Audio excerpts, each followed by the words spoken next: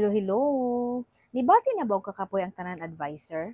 Oo, tinuod yun nga dili lalim mahimong teacher. Mabot gid sa punto na kalami na i-surrender. Labi na ingani na panahon end of school year.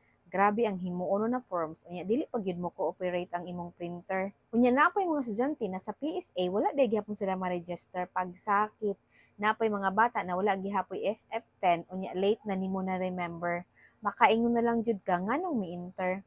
Daghay nag-overtime paghimo sa grado ug pag-encode. Ang uban gani wala nay tulog. Naapay mga bana na magsinamo kung magbagot-bot kay wala na daw sila nakadulog. Kay tinuyuan wala gianam-anam maong nagcramming. Perting paningkamot pag-encode ug editing. Unya pag-ando naa gihapoy rong pag-checking. Kanang first pagani pag-ukab ug pag-reading, mali na dayon. Grabe karong timing. Makaingon na lang pud kang di ko na maalala, Your Honor. Bitaw, just kidding. Pero honestly, daghay na wayan og burning passion.